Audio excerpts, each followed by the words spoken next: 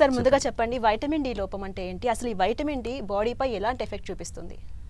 సాధారణంగా vitamin D లోపం అనేది పూర్వం రోజుల్లో అసలు వైటమిన్ డి వాల్యూస్ కూడా ఎవరు చేసేవారు కాదండి.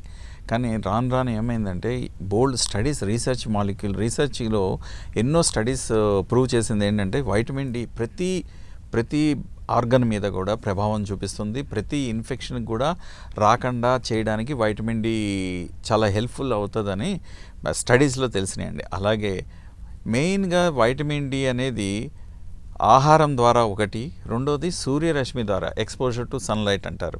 సో ఈ రెండింటి ద్వారా మెయిన్గా మన బాడీ సింథసిస్ చేస్తుందండి.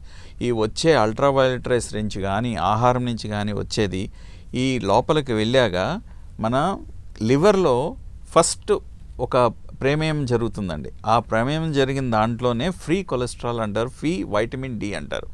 ఆ ఫ్రీ వైటమిన్ డి చాలా ఇంపార్టెంట్. మనం పరీక్షలు చేసినా దొరికేది అదే ఫ్రీ వైటమిన్ డియే. ఆహార పరంగా కానీ సన్లైట్ పరంగా కానీ ఇచ్చేది వైటమిన్ డి.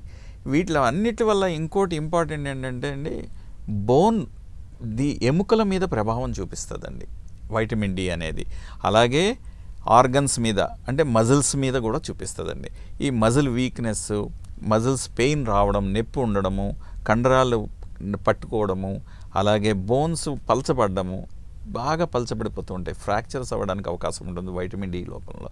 అలాగే ఇమ్యూనిటీ అంటారండి. ఇమ్యూన్ రెస్పాన్స్ అంటే ఏంటంటే ఏదైనా ఇన్ఫెక్షన్ వచ్చినప్పుడు మన బాడీ వీళ్ళు ఆటోమేటిక్గా మనకి దానికి ఫైట్ చేయడానికి శక్తి ఉంటుంది. దాంట్లో మెయిన్గా తెల్ల రక్త కణాలు, రెండోదేమో ఈ లింఫ్ నోడ్స్, ఇవన్నీ ఏవైతే ఉన్నాయో అవన్నీ కూడా ఇన్ఫెక్షన్ రాకుండా ఆపుతాయండి.